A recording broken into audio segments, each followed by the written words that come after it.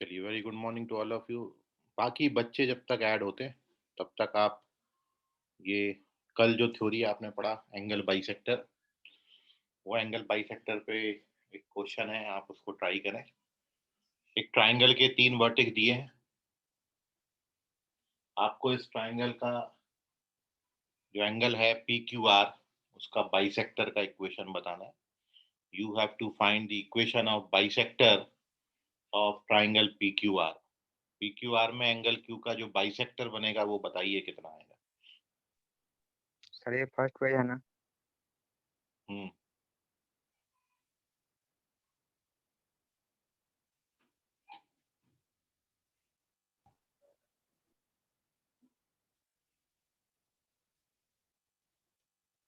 Good morning sir. Morning.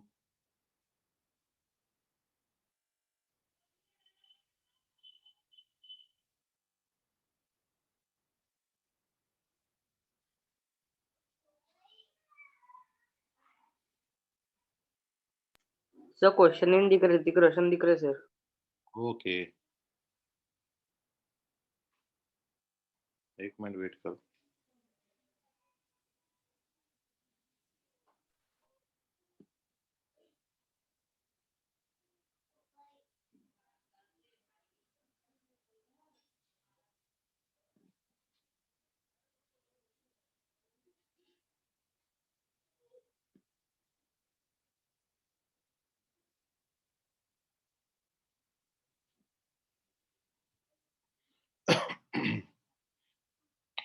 अब भी दिखा।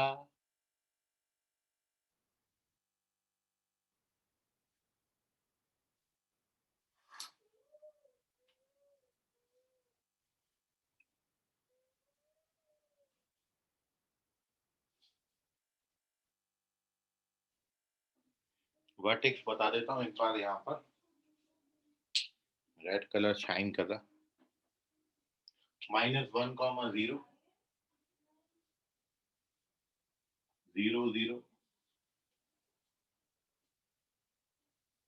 और 3, 3√3। तो you have to find angle bisector of triangle P Q R.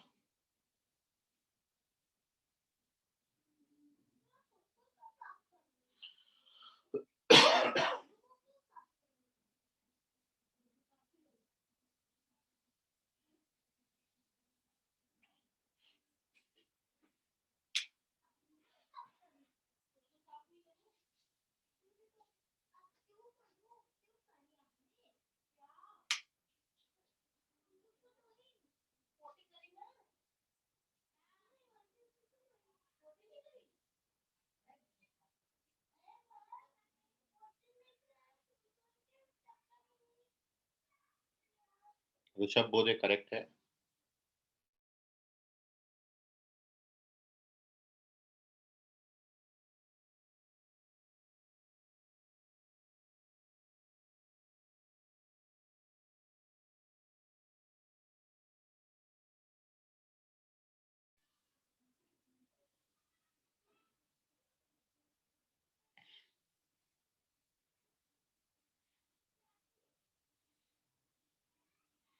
तो ऋषभ बोधे करेक्ट है। बाकी जल्दी जल्दी बनाए।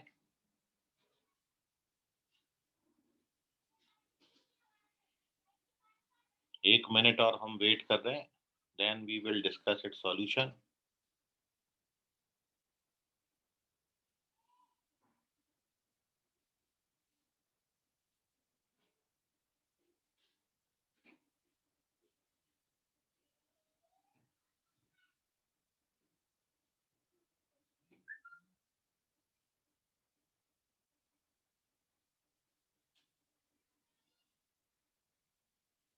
चेक करें हर्षल, रॉन्ग आंसर।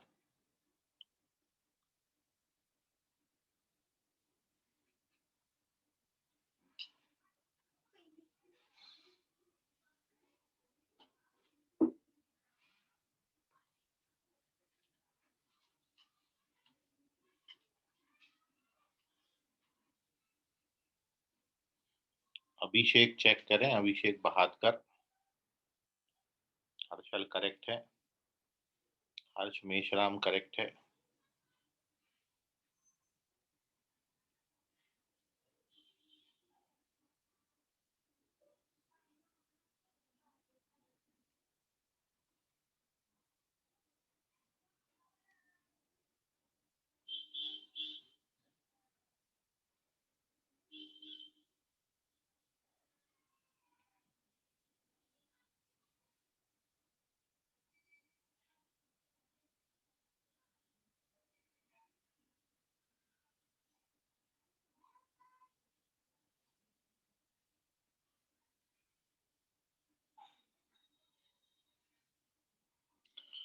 चलिए, तो अब देखिए सॉल्यूशन इस क्वेश्चन का।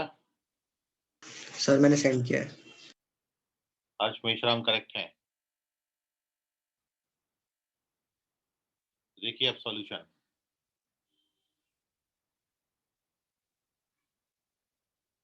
PQR इस ट्राइंगल का आपको एंगल बाइसेक्टर निकालना है और सॉल्यूशन में आपने केवल इतना करना था कि व्हेन यू प्लॉट, यदि आप ये ट्राइंगल देखें PQR, तो Q का बाइसेक्टर हमको निकालना है 0 0 पर है, P आपको -1,0 दिया है और R का जो कोऑर्डिनेट है ये 3,3√3 है। तो एक तो तरीका, जब आपने बेंगल बाइसेक्टर नहीं पढ़ा मान लो, तो उसके पहले भी आप एक बार इन सेंटर पढ़ के आए हैं। इन सेंटर तीनों इंटरनल एंगल बाइसेक्टर का पॉइंट ऑफ इंटरसेक्शन होता था और वहां पर आपने इन सेंटर का कोऑर्डिनेट निकालने के लिए वेरीफाई भी किया था और वहां पे ही आपने एक कंसेप्ट ये पढ़ा था कि जो इंटरनल बाइसेक्टर है वो अपोजिट साइड को साइड कंटेनिंग रेशियो में डिवाइड करता है। मतलब कहने का ये है कि यदि आप ये PQ का और QR का लेंथ निकालोगे तो डिस्टेंस फॉर्मूला से व्हेन यू कैलकुलेट PQ, तो ये PQ का लेंथ 1 आता है और ये QR का लेंथ निकालोगे तो ये 6 आता है। 1 और 6, 1 और 6 आता है। PR की लेंथ 1, सॉरी PQ की लेंथ 1 और QR का लेंथ 6। तो जो कंसेप्ट है वो ये कि इस एंगल का जो एंगल बाइसेक्टर होगा वो अपोजिट साइड को साइड कंटेनिंग रेशियो में, मतलब 1:6 के रेशियो में डिवाइड करेगा।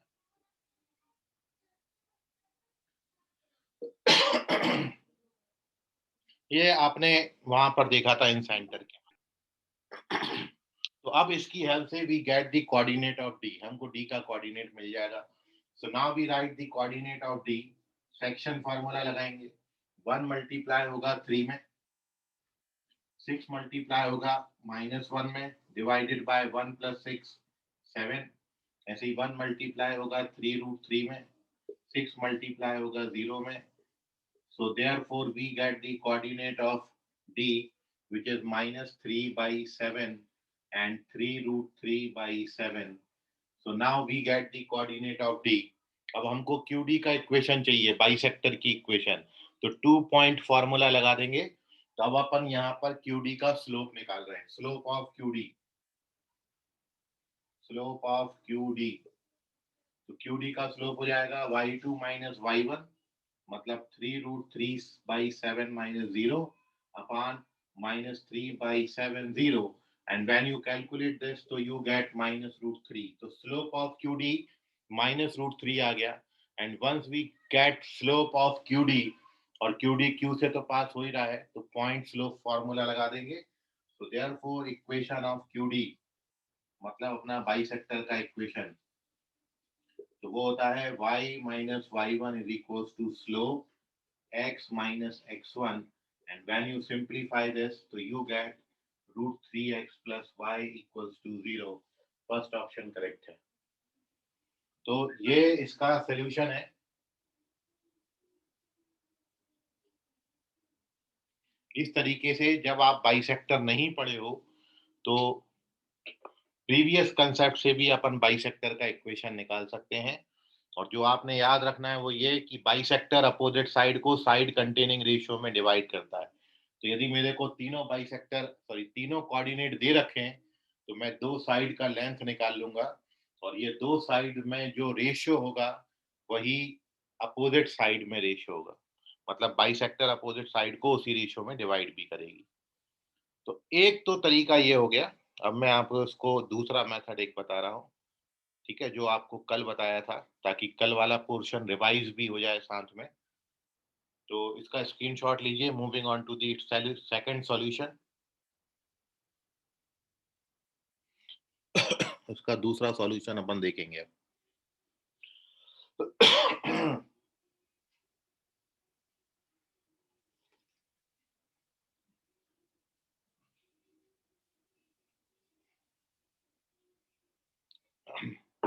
देखिए सेकंड सॉल्यूशन, पेज नंबर 2, इसी का सेकंड सॉल्यूशन। दूसरे तरीके से कैसे सॉल्व होता है, तो इसको हटा देता हूं पहले मैं। क्वेश्चन हमारा यही है, तरीका मैं चेंज किया हूं।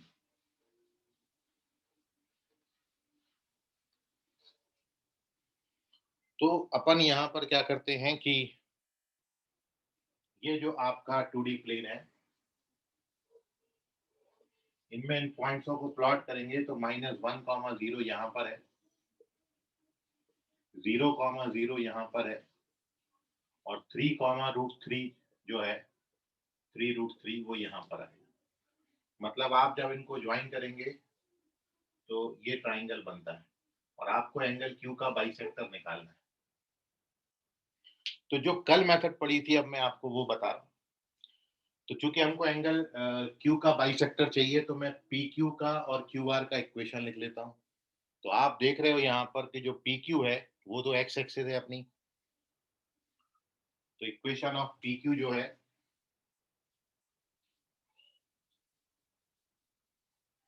वो है एक्स एक्सिस, मतलब उसका इक्वेशन y बराबर 0 आएगा। और यदि आप ये क्यू आर का इक्वेशन देखें तो क्यू आर की जो इक्वेशन हो जाएगी, यदि आप इसका स्लोप निकालेंगे तो स्लोप ऑफ क्यू आर जो आता है वो आता है 60 डिग्री, मतलब tan60√3 आता है, क्योंकि 3√3/3। तो इसका जो स्लोप आएगा वो 6√3 आएगा, मतलब ये जो एंगल बनेगा ये एंगल 60 डिग्री बनेगा। अब आपको पॉइंट भी पता है, स्लोप भी पता है, तो पॉइंट स्लोप फॉर्मूला लगा के क्यू आर की इक्वेशन लिख सकते हैं।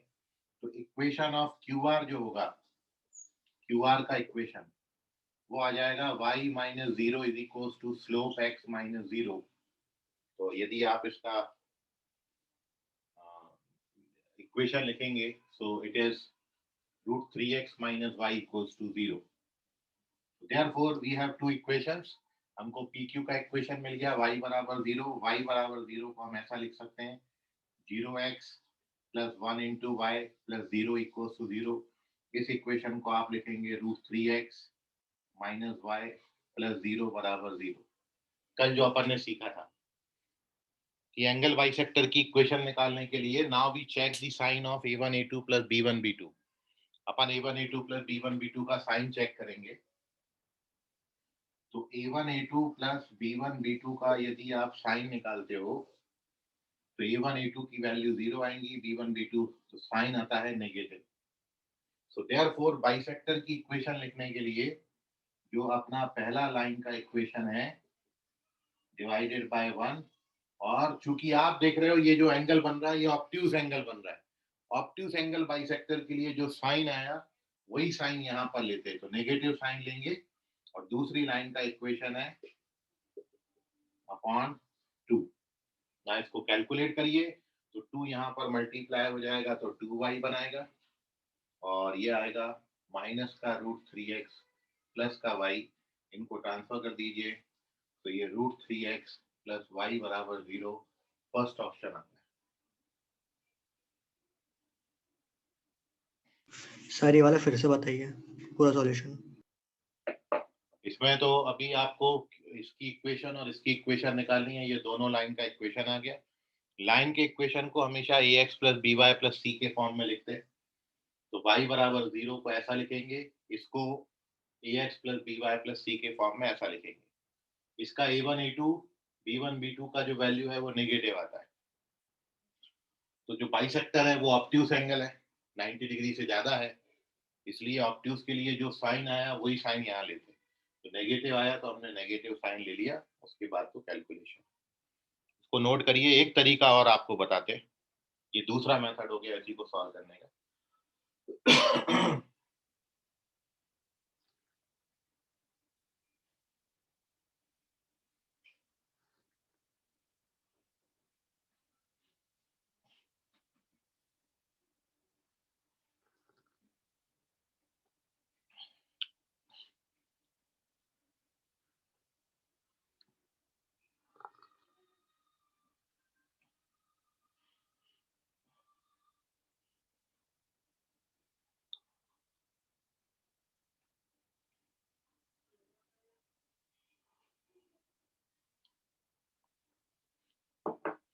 और अब देखिए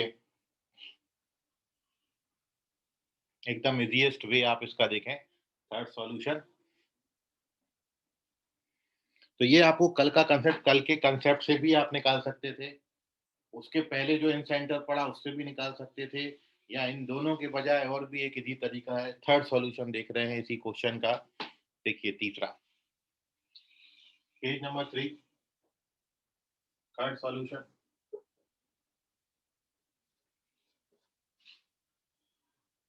We have to find the equation of bisector.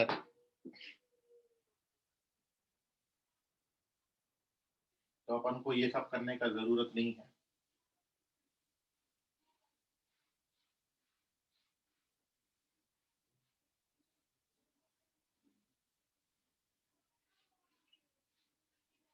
अभी आप क्या करोगे, डायग्राम प्लॉट करेंगे बस।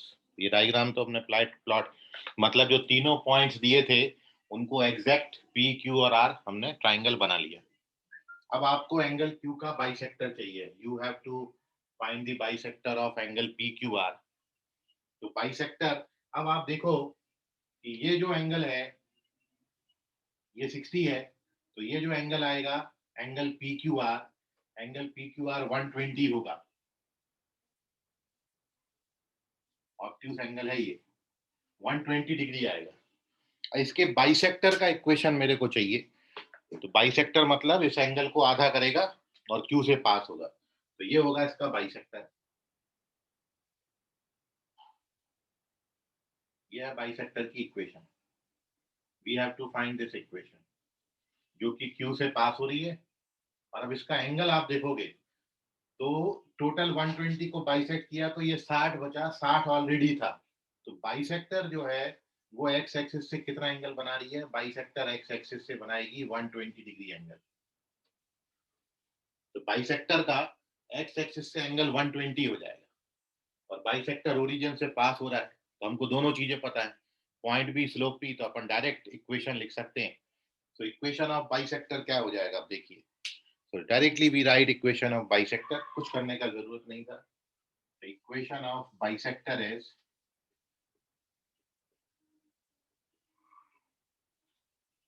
y minus 0 स्लोप होगा tan 120 और x minus 0, और आप जानते हो tan 120 होता है tan 90 plus 30, tan 90 plus 30 हो जाएगा cot 30 का वैल्यू -√3 आता है। So final answer is √3x plus y equals to 0. This is your first option. This is the third method to solve this question. ये तीसरा तरीका है इसको सॉल्व करने का, नोट कर लीजिए, take the screenshot of this page.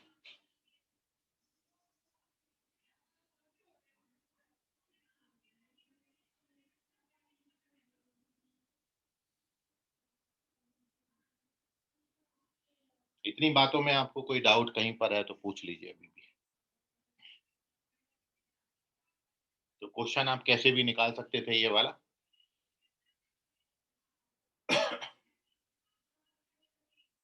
In centre के कंसेप्ट से भी निकाला, एंगल बाइसेक्टर के कंसेप्ट से भी निकाला, और इतना सब कुछ पढ़ने के बाद कुछ तो अपन ने सीखा उससे भी निकाल दिया डायरेक्ट करके।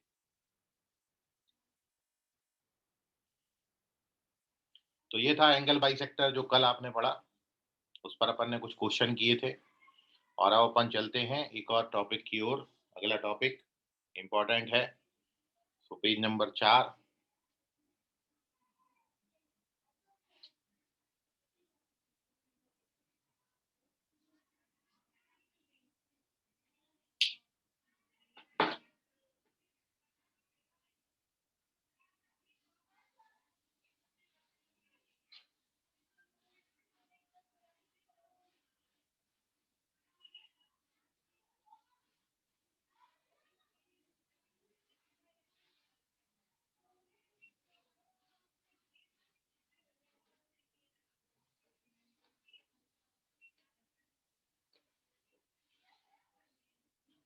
नेक्स्ट हेडिंग जो है वो है आपकी ट्रांसफॉर्मेशन ऑफ एक्सेस।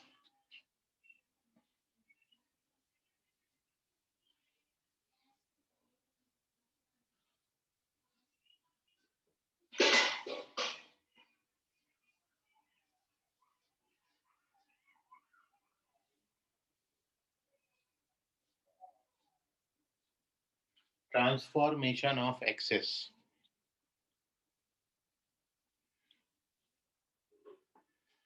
और इस हेडिंग को हम दो सब हेडिंग में डिस्कस करेंगे। दो पार्ट हैं इसके।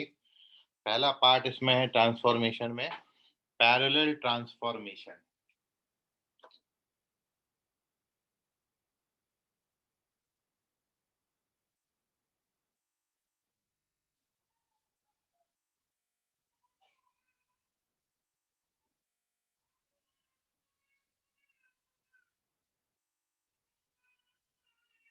Parallel transformation. अब ये हेडिंग का मतलब क्या है और इसको पैरेलल ट्रांसफॉर्मेशन हेडिंग में करना क्या है वो आप समझिए। एक्चुअल बात है ये है कि हम यदि कोई कोऑर्डिनेट प्लेन लें, एक्स एक्सिस और वाई एक्सिस, और इन प्लेन के रिस्पेक्ट में यदि हमने किसी पॉइंट P का पोजीशन x, y बनाया है, तो आप ये जानते हो कि ये जो परपेंडिकुलर डिस्टेंस है ये y होगी और ये जो परपेंडिकुलर डिस्टेंस है ये x होगी। ये x है, ये y। ये आपने कोऑर्डिनेट ज्योमेट्री में सबसे पहले दिन यही पढ़ा था, x, y। इस x, y का कोऑर्डिनेट बना कैसे? तो हमने ओरिजिन से यदि x एक्सिस के अलोंग x डिस्टेंस और y एक्सिस के अलोंग y डिस्टेंस, इसको m नाम दे देते। तो OM जो है वो x होगा और PM जो है वो y होगा। और हम यहाँ पर x, y को पॉइंट P का ओल्ड कोऑर्डिनेट बोलेंगे। Old coordinate.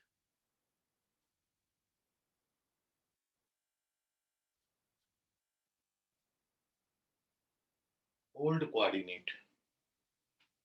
अब हम क्या कर रहे हैं, हमने ओरिजिन को शिफ्ट किया है किसी पॉइंट पर। अब फिर से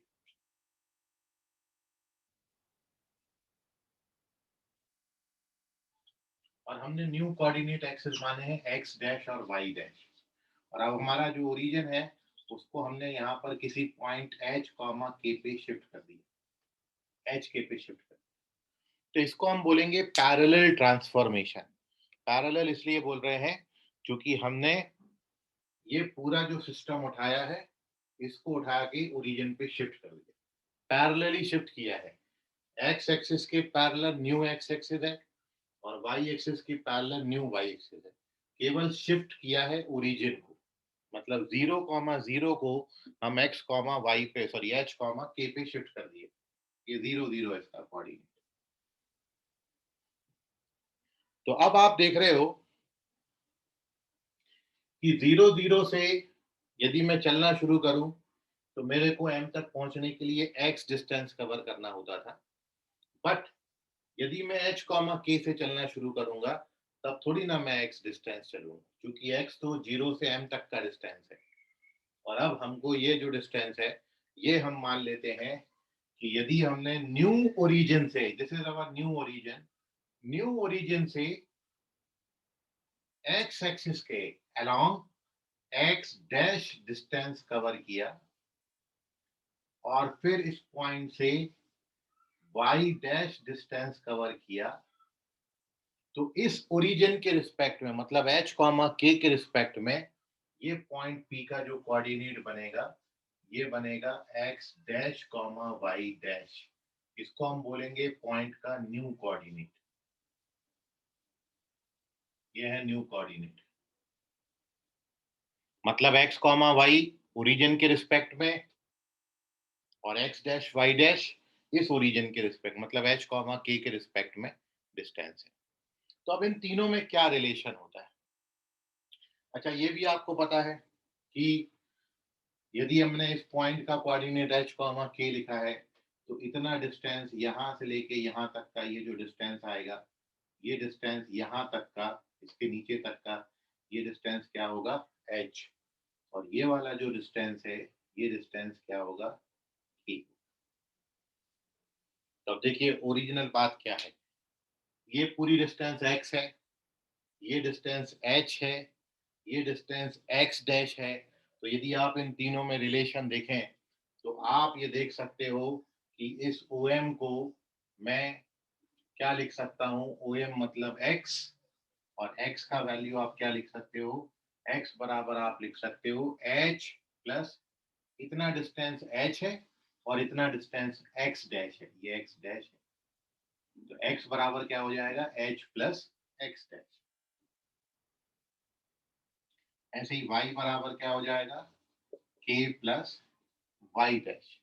and therefore h comma therefore x comma y, इसको आप क्या लिख सकते हो? इसको हम लिख सकते हैं h प्लस x डैश और k plus y dash. And similarly x dash comma y dash को आप क्या लिख सकते हो? तो x डैश का वैल्यू आएगा x माइनस h और y माइनस। तो आपको क्वेश्चन में क्या पूछ सकते हैं? तीन बातें हैं, h comma k shifted point बोलेंगे इसको, x comma y old coordinate, और x डैश y डैश को हम क्या बोलते हैं? New coordinate of the point. मतलब इन तीनों में ये जो रिलेशन आपने बनाया, इस रिलेशन में x कॉमा y क्या है? तो it is old coordinate of point P।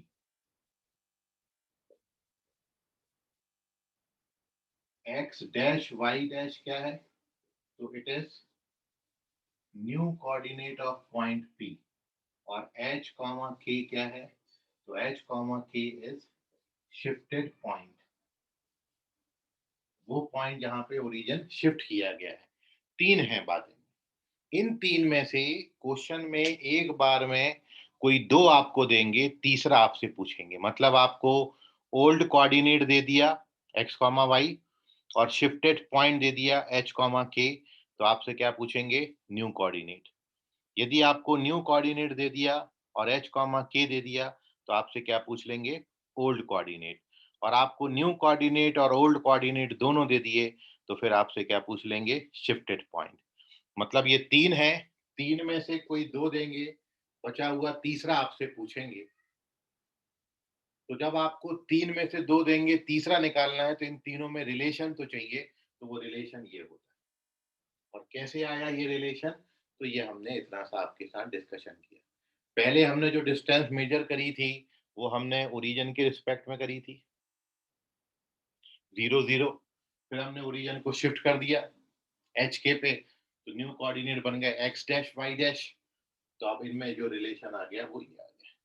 और इसको पैरेलल ट्रांसफॉर्मेशन क्यों बोलेंगे? क्योंकि पूरा जो सिस्टम है एक्स एक्सिस और वाई एक्सिस, इनसे हमने न्यू एक्स एक्सिस और वाई एक्सिस बनाई है पैरेलली शिफ्ट करके।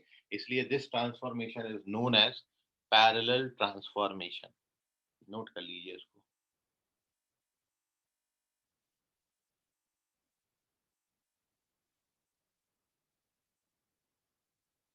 बहुत सिंपल सा कैलकुलेशन है। आपको न्यू कोऑर्डिनेट दे दें, शिफ्टेड पॉइंट दे दें, तो ओल्ड कोऑर्डिनेट आप निकाल सकते हो। ओल्ड कोऑर्डिनेट दे दें, शिफ्टेड पॉइंट दे दें, तो न्यू कोऑर्डिनेट निकाल सकते हो।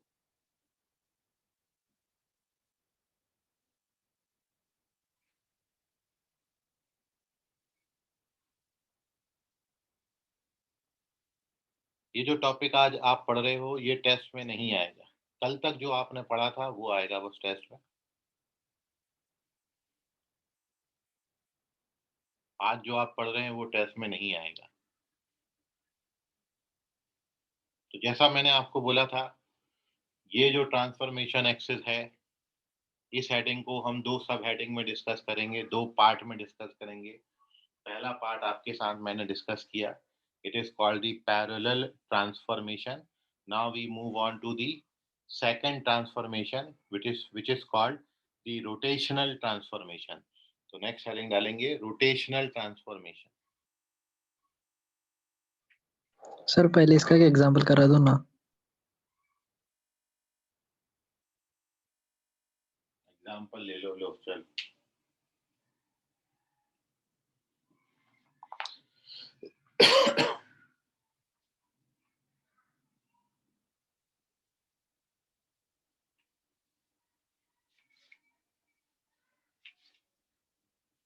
लिखिए क्वेश्चन।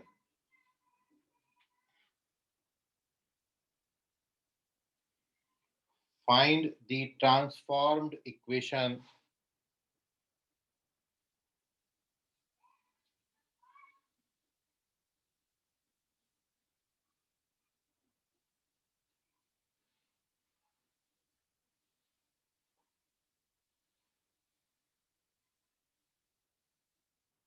क्वेश्चन है find the transformed equation of curve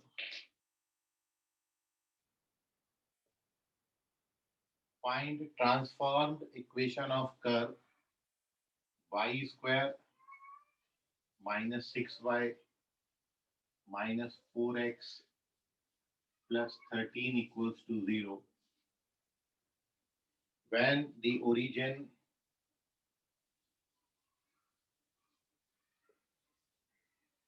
is shifted to the point 1,3।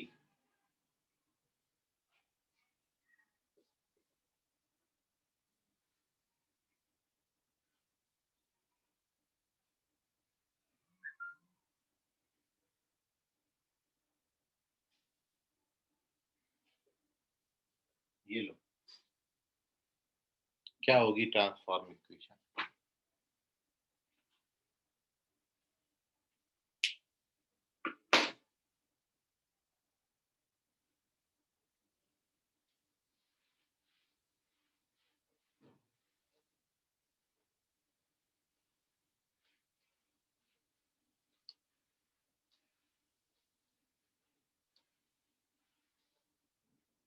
तो इसमें से बड़ा सिंपल सा है कि आपको दो बातें दी हैं। आपको दिया है शिफ्टेड पॉइंट 1,3, मतलब ये h, k हो गया, और आपको एच के की जगह मतलब ओल्ड कोऑर्डिनेट की जगह उस ओल्ड कोऑर्डिनेट से पास होने वाला इक्वेशन दिया है। तो आपको न्यू इक्वेशन फाइंड करनी है। न्यू इक्वेशन मतलब जो न्यू कोऑर्डिनेट होगा x डैश y डैश, उसमें इक्वेशन बतानी है। इतना सा काम करना है। तो आप जानते हो क्या होता है, आपने अभी रिलेशन पढ़ा कि ओल्ड कोऑर्डिनेट जो होता है वो न्यू कोऑर्डिनेट प्लस h, और y कोऑर्डिनेट जो होगा वो y डैश प्लस k होता है। वेयर हमने ये माना हुआ है कि h, k शिफ्टेड पॉइंट जो है वो कितना पे है, 1,3 पे, and x dash y dash क्या है, new coordinate.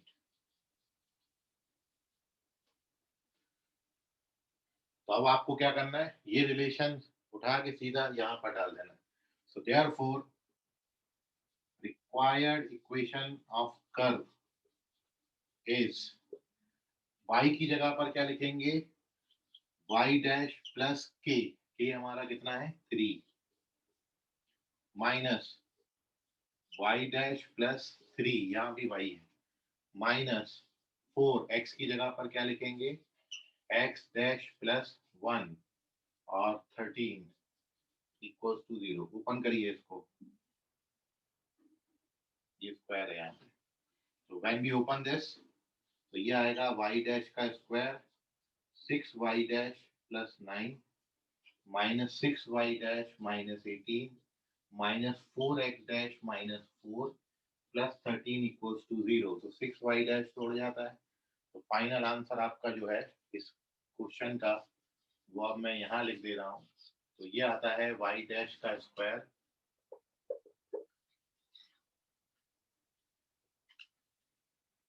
Minus 4x dash, उसके बाद डिजिट बचे हैं तो 0 हो जाएंगे, खत्म। 13 9 22 18 4 22 वो तोड़ गए पूरे डिजिट। ये आंसर बन गया, पैराबोला की इक्वेशन बन गया, खत्म। ये आंसर है। समझ गया ऋषभ? हाँ सर। ठीक, इसका स्क्रीनशॉट ले लें।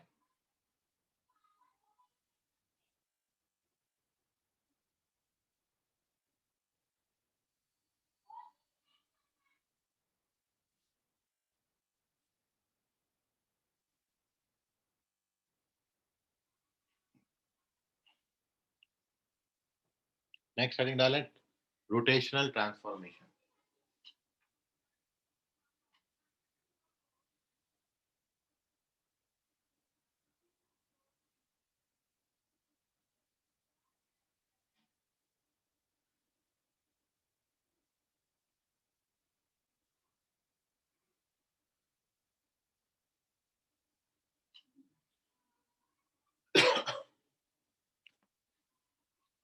तो नेक्स्ट हेडिंग है आपका रोटेशनल ट्रांसफॉर्मेशन।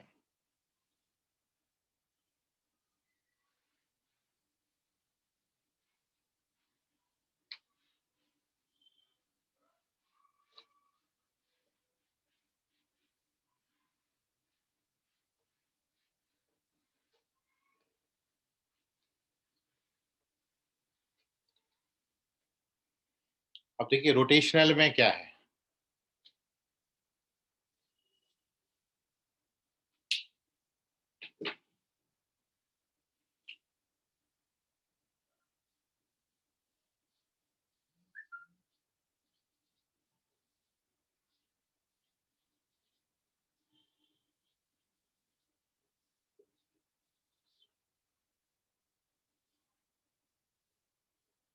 रोटेशनल ट्रांसफॉर्मेशन इसमें क्या करते कि जो आपकी ओल्ड कोऑर्डिनेट मतलब ओरिजिन है, ओरिजिन अपनी जगह पे बैठा रहेगा। जैसे आप ये समझ लें बोर्ड है, बोर्ड का ये ओरिजिन है कॉर्नर। अब मैं क्या करूंगा, इस कॉर्नर को फिक्स रखूंगा और ये बोर्ड को किसी पर्टिकुलर एंगल से रोटेट करूंगा। पूरा बोर्ड उठा के किसी पर्टिकुलर एंगल से रोटेट अपन कर देंगे। जैसे ये कोऑर्डिनेट एक्सिस है आपकी, जैसे ये मान लेते हैं ऐसा है, ये कोऑर्डिनेट एक्सिस है, एक्स एक्सिस और वाई एक्सिस।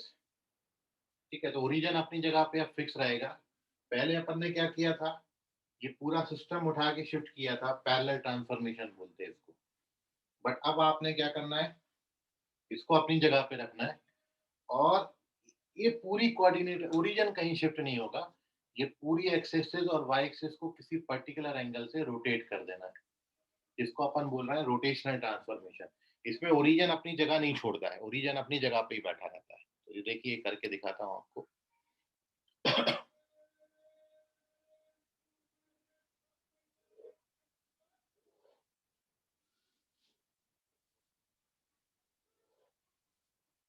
तो ये हमारे कोऑर्डिनेट एक्सिस है। अब मैं इसको फिक्स रखा हूँ, ओरिजिन को अपनी जगह पे ही है, और पूरा जो एक्स एक्सिस और वाई एक्सिस है इनको हमने किसी पर्टिकुलर एंगल से रोटेट कर दिया है। तो जब आप रोटेट करोगे थीटा, जितने एंगल से एक्स एक्सिस रोटेट होगी, थीटा एंगल से यदि रोटेट होगी तो उसी डायरेक्शन में वाई एक्सिस भी थीटा एंगल से रोटेट हो जाएगी। ये एंगल भी थीटा ही होगा। तो हमको ये न्यू एक्स एक्सिस और न्यू वाई एक्सिस मिल गए। ओरिजिन अपनी जगह पर है बट हमने पूरे सिस्टम को थीटा डिग्री से रोटेट कर दिया है। तो जब रोटेट होता है तो हम ये मानते हैं कि ओल्ड कोऑर्डिनेट एक्सिस के रिस्पेक्ट में किसी पॉइंट P का यदि पोजीशन कोऑर्डिनेट x, y है और अब मैंने सिस्टम को रोटेट कर दिया तो कोऑर्डिनेट चेंज हो जाएंगे। तो न्यू सिस्टम के रिस्पेक्ट में इसी पॉइंट P की जो पोजीशन कोऑर्डिनेट होगी वो यदि x डैश y डैश है, मतलब ये आपके ओल्ड कोऑर्डिनेट है और ये आपके न्यू कोऑर्डिनेट है। तो वहां पे भी ओल्ड और न्यू होता था, बट वहां पे शिफ्टेड पॉइंट होता था। यहाँ पर एंगल है, इसको हम एंगल ऑफ रोटेशन बोलेंगे। तो अब आपको यहाँ पर एंगल ऑफ रोटेशन दे दिया, ओल्ड कोऑर्डिनेट दे दिया तो न्यू पूछेंगे, न्यू कोऑर्डिनेट दे दिया, एंगल ऑफ रोटेशन दे दिया तो आपको ओल्ड पूछेंगे। तो इन तीनों में रिलेशन पता होना चाहिए। जैसे आपने पिछले रिजल्ट में ओल्ड कोऑर्डिनेट, न्यू कोऑर्डिनेट और शिफ्टेड पॉइंट में रिजल्ट बनाया था, यहाँ पर हम ओल्ड कोऑर्डिनेट, न्यू कोऑर्डिनेट और एंगल ऑफ रोटेशन में रिलेशन बना रहे हैं। और बहुत सिंपल सा रिलेशन, बहुत इजीली याद रख सकते हो, वो आप देखो। केवल इतना है कि आपने क्या करना है, ये है आपके न्यू कोऑर्डिनेट x डैश और y डैश, ये है ओल्ड कोऑर्डिनेट x और y, और यहाँ पर cos theta minus sign theta और प्लस साइन थीटा। आप यदि ये टेबल को लर्न कर लो तो आपको सारे रिजल्ट याद हो जाएंगे। इतना सा है टेबल। अब इस टेबल का यूटिलाइजेशन कैसे करना है वो आप देखो।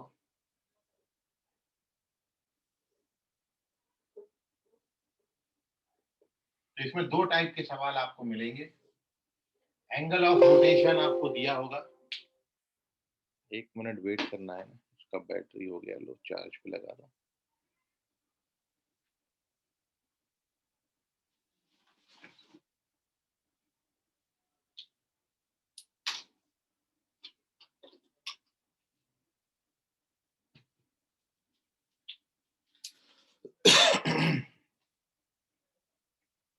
तो देखिए, अब आपको यदि इसमें ओल्ड कोऑर्डिनेट दिया है और एंगल ऑफ रोटेशन दिया है तो न्यू कोऑर्डिनेट पूछेंगे, एंगल ऑफ रोटेशन और न्यू दिया है तो ओल्ड पूछेंगे। तो उसको बनाने के लिए ये टेबल आप याद रखना, आप सारे फॉर्मूले इसके याद रख सकते हो। अब मैं आपको वो बता रहा हूँ। जैसे हम यहाँ पर लिख रहे हैं सबसे पहले x डैश, तो x डैश पे ये एरो मार्क लगा दिया, इस डायरेक्शन में लिखेंगे। तो x डैश की जो वैल्यू आएगी वो आएगी x cos theta plus y sin theta. और जब आप y डैश लिखेंगे तो y डैश को क्या लिखेंगे, x into minus sine theta, मतलब माइनस x साइन थीटा और प्लस y cos थीटा। ये रिलेशन बन गया। ये रिलेशन को आप कब यूज करेंगे, जब आपको एंगल ऑफ रोटेशन दिया है और ओल्ड कोऑर्डिनेट दिए। When old coordinate and angle of rotation are given, मतलब टू फाइंड न्यू कोऑर्डिनेट, जब न्यू निकालना है तो हम ये यूज करेंगे। अब इसमें एक सवाल और बनता है, वो क्या है कि अब मैं यहाँ पर आपको x लिख के बता रहा हूँ, x को इस डायरेक्शन में लिखेंगे तो x की वैल्यू कितनी आएगी, x dash cos theta minus y dash sine theta. x का वैल्यू आएगा x dash cos theta minus y dash sine theta. और ऐसे ही y का वैल्यू क्या आएगा, x dash sine theta plus y dash cos theta. तो आप इनका यूज कब करोगे, जब आपको new coordinate and theta are given, मतलब एंगल ऑफ रोटेशन और न्यू कोऑर्डिनेट दिया है, तो हम ये रिलेशन यूज करेंगे। तो इजीली आप इसको लर्न कर सकते हो यदि इतना टेबल याद कर लिया। याद रखें, यहाँ पर x डैश y डैश है, ऊपर एक्स वाई है, cos cos minus sine sine. इससे आप पूरे क्वेश्चन निकाल के लेके चले जाओ। तो इसका आप स्क्रीनशॉट लीजिए और इसमें कोई आपको डाउट है तो पूछिए। सर अगर एंटी क्लॉकवाइज भी रोटेट हुआ तो सेम ही रहेगा? ये एंटी क्लॉकवाइज ही रोटेट हुआ है अभी। सॉरी, क्लॉकवाइज रहेगा तो? थीटा की जगह माइनस थीटा हो जाएगा, तो हर जगह थीटा की जगह माइनस थीटा डाल दें। ठीक है सर।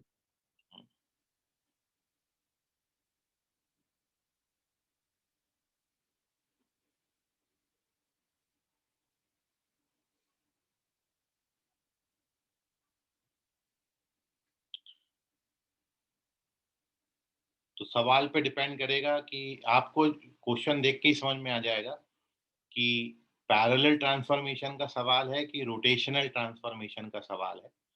क्योंकि रोटेशनल में थीटा दिया जाएगा, पैरेलल में शिफ्टेड पॉइंट दिया जाएगा। और कहानी केवल इतनी है, या तो न्यू पूछा जाएगा कोऑर्डिनेट, या तो फिर ओल्ड कोऑर्डिनेट पूछा जाएगा।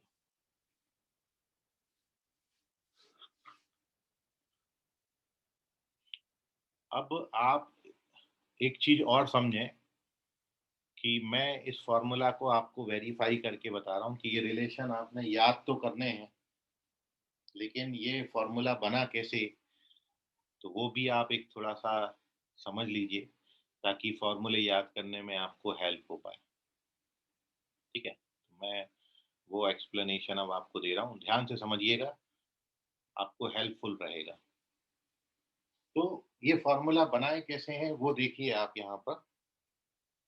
तो मैं ये तो सबसे पहले हटा देता हूँ सब।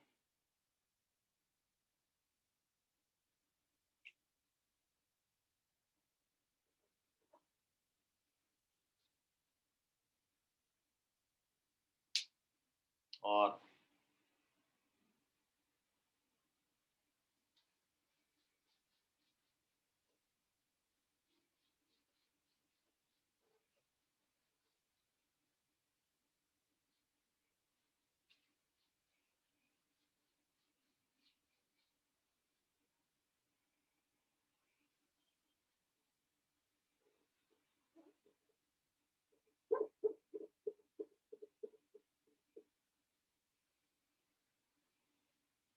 तो देखिए अब बना कैसे फॉर्मूला।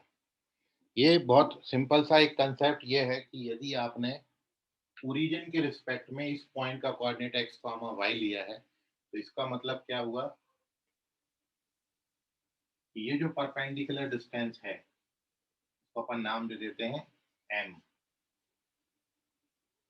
तो आप जानते हो कि ये जो डिस्टेंस है ये आपकी डिस्टेंस y होगी, और ये जो डिस्टेंस है ये डिस्टेंस आपकी x डिस्टेंस होगी, क्योंकि x कॉमा वाई कोऑर्डिनेट लिए। तो ये डिस्टेंस यहाँ से यहाँ तक का x है, और यहाँ से यहाँ तक का जो डिस्टेंस है ये आपका y डिस्टेंस। एक बात खत्म हो गई। अब मैंने इसको शिफ्ट कर दिया, सॉरी रोटेट कर दिया, तो पूरा सिस्टम उठा के एक पर्टिकुलर एंगल से रोटेट किया, थीटा एंगल से। तो आप ये जानते हो किसी भी पॉइंट का जो एक्स कोऑर्डिनेट है वो वाई एक्सिस से परपेंडिकुलर डिस्टेंस है, और वाई कोऑर्डिनेट जो है वो एक्स एक्सिस से परपेंडिकुलर डिस्टेंस होता है, मतलब उल्टा होता है। तो ऐसे यदि आप यहाँ पर देखोगे कि अब मैंने पूरा सिस्टम रोटेट किया, अब आप एक्स और वाई को भूल जाएं। अब मैं आपको ये एक्स डैश और वाई डैश के रिस्पेक्ट में बता रहा हूँ कि जब आप पूरा सिस्टम रोटेट करोगे तो पॉइंट के पोजीशन कोऑर्डिनेट एक्स वाई तो रहेंगे नहीं, चेंज हो जाएंगे। तो वो हमने मान लिया एक्स डैश वाई डैश। तो अब एक्स डैश क्या होगा, इस पॉइंट का जो न्यू एक्स कोऑर्डिनेट है वो क्या होगा, एक्स डैश। तो आप जानते हो कि एक्स कोऑर्डिनेट जो है वो वाई एक्सिस से परपेंडिकुलर और वाई कोऑर्डिनेट एक्स एक्सिस से परपेंडिकुलर, तो इसलिए एक्स डैश जो होगा वो न्यू वाई एक्सिस से परपेंडिकुलर डिस्टेंस होगा। मतलब इस पॉइंट से मैं न्यू वाई एक्सिस पे एक परपेंडिकुलर ड्रॉ करूं तो ये जो लेंथ आएगी ये लेंथ आएगी आपकी X dash. X dash Y axis से परपेंडिकुलर डिस्टेंस होगा, और Y dash new X axis से, तो यहां से एक परपेंडिकुलर यहां पे ड्रॉ करेंगे तो ये जो लेंथ आएगी ये लेंथ आपकी वाई डैश होगी।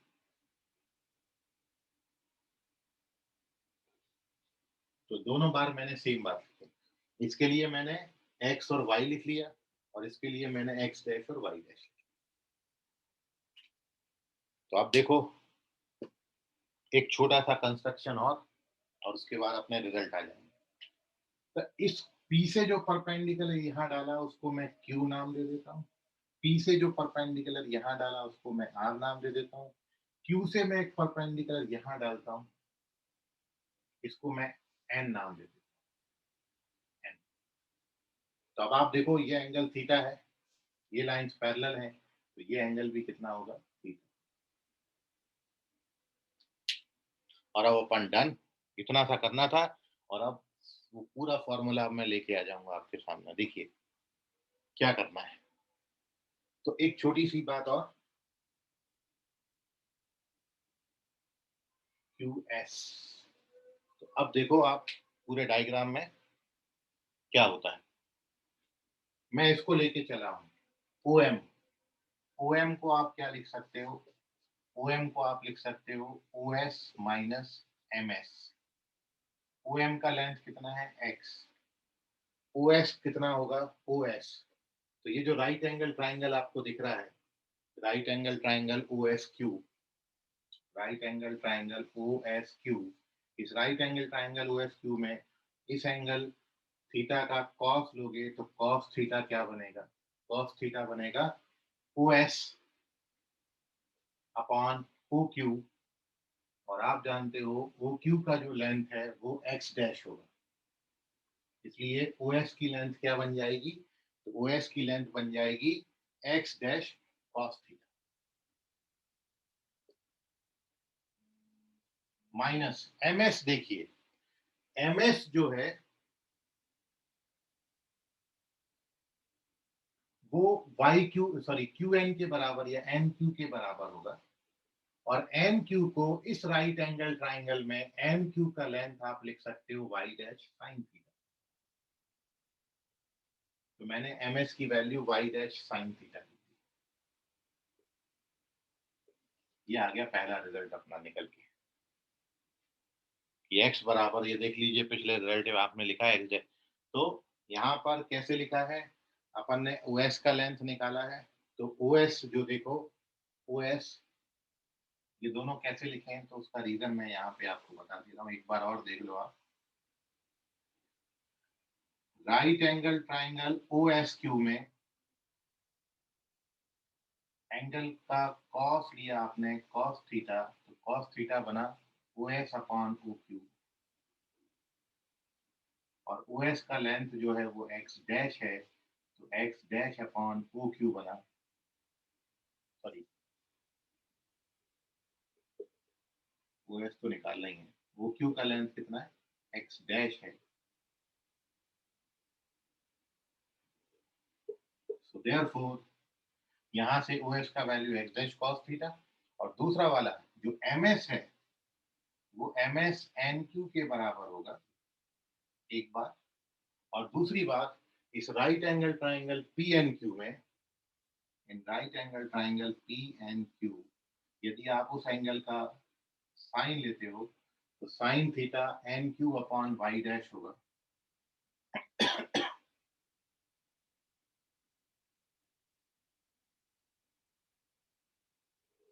और इसलिए ओ एस का value X dash cos theta और एन क्यू का value Y dash sine theta.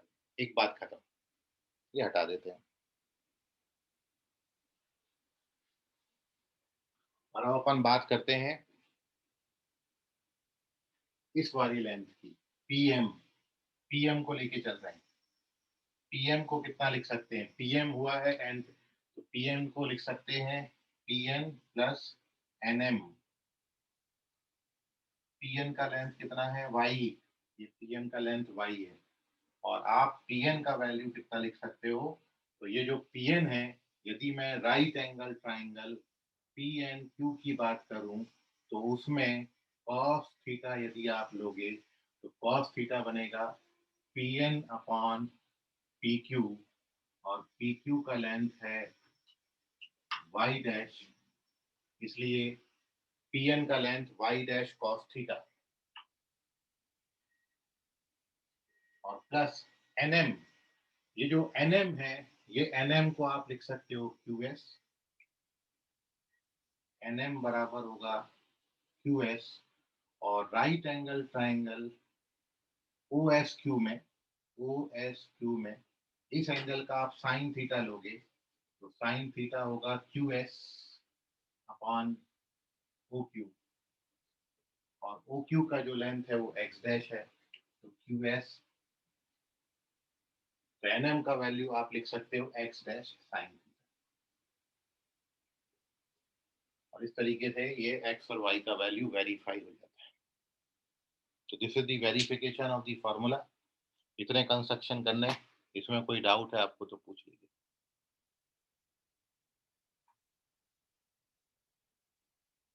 Screenshot ले लें। यह है पैरेलल ट्रांसफॉर्मेशन और रोटेशनल ट्रांसफॉर्मेशन। सर वो थीटा कैसे कॉन्ग्रुएंट है सर?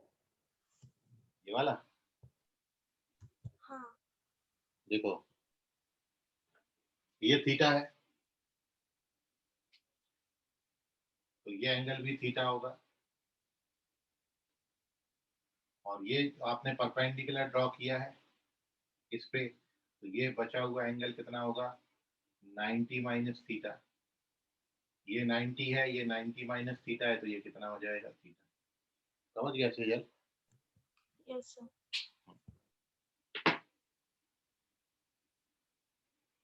और कोई डाउट किसी को?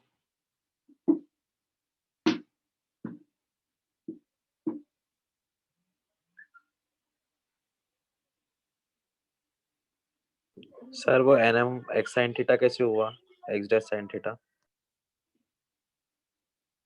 ये देखो NM जो है वो QS के बराबर है, और यहाँ से QS का value x dash sine theta आएगा, तो QS x dash sine theta आता है, इसलिए NM x dash sine theta हो जाएगा।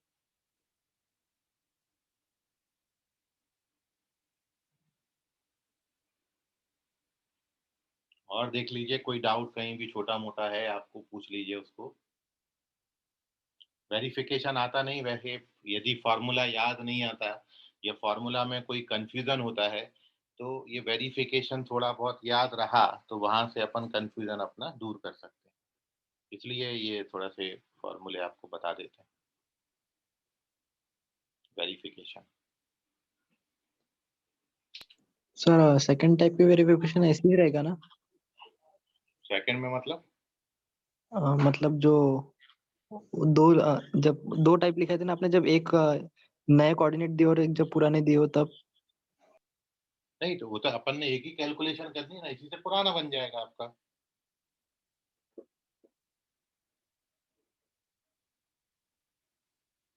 अच्छा आपको अब सर। है ना, तो इसी से लिख सकते हैं पुराना। हाँ सर, हाँ, थैंक यू सर। चलिए अब देखें,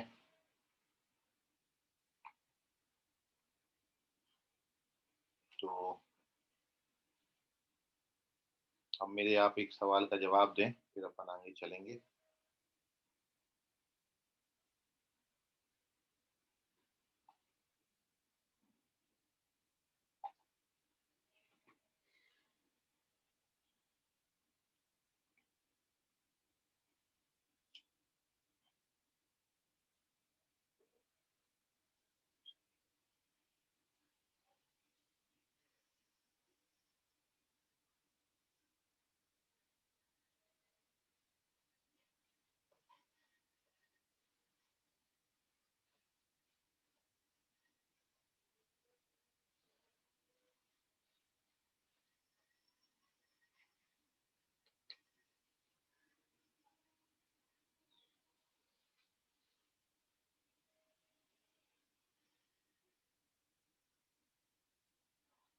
क्वेश्चन है,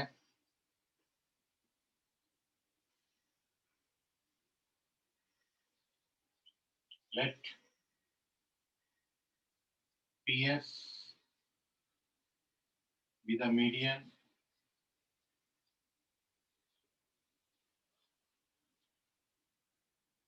of triangle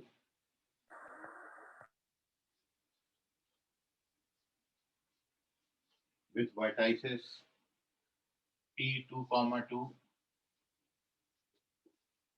Q, 6 comma minus 1 and R 7 comma 3. The equation of line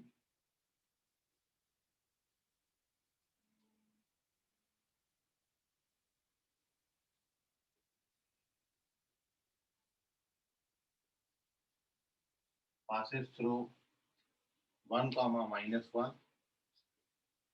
and parallel to PS is 2x minus 9y minus 7 equals to 0, 2x minus 9y minus 11 equals to 0, 2x plus 9y minus 11 equals to 0, or 2x plus 9y plus 7 equals to 0. Which one is correct?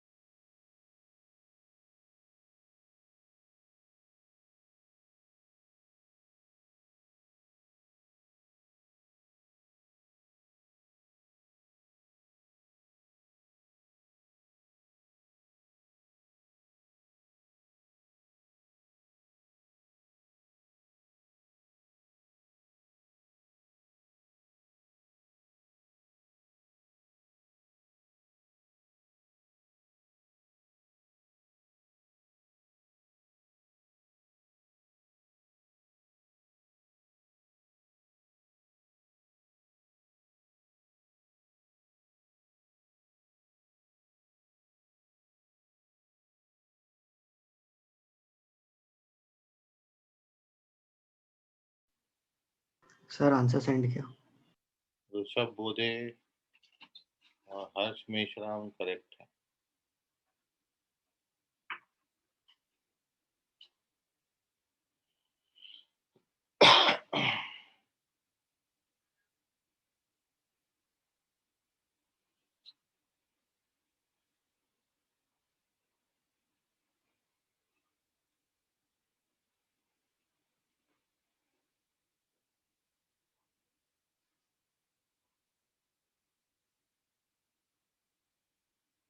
केवल दोइच का आया.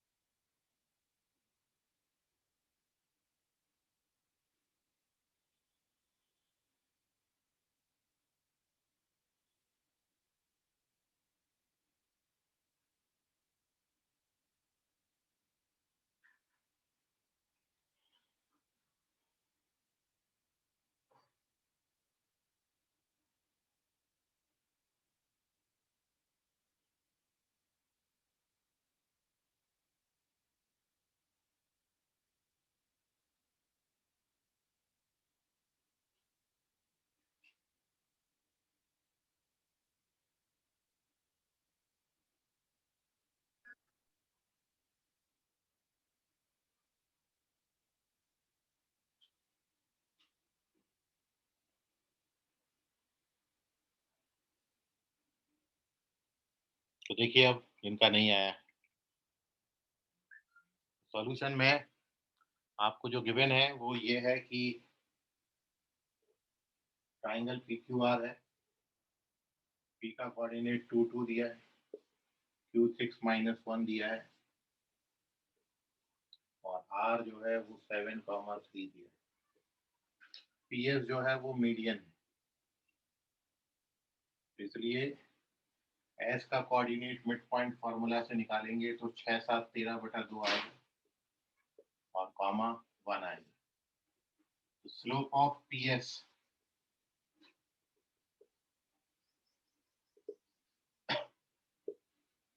y2 minus y1 upon x2 minus x1।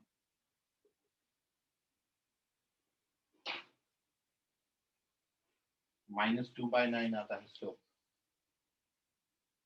अब आपको वो line निकालनी है जो PS के पैरेलल है और 1 - 1 से पास होती है। पैरेलल है तो स्लोप सेम होगा, तो रिक्वायर्ड इक्वेशन हो जाएगा y minus y1 is equals to slope x minus x1, and this implies 9 से मल्टीप्लाई करोगे तो 9y plus 9 is equals to -2x plus 2, तो 2x plus 9y plus 7 equals to 0। Fourth option correct. इतना सा question था, देख लीजिए, कोई डाउट है तो पूछ लीजिए। अभी भी केवल 2 ने ही आंसर किया था इसका, बाकी किसी का नहीं आया।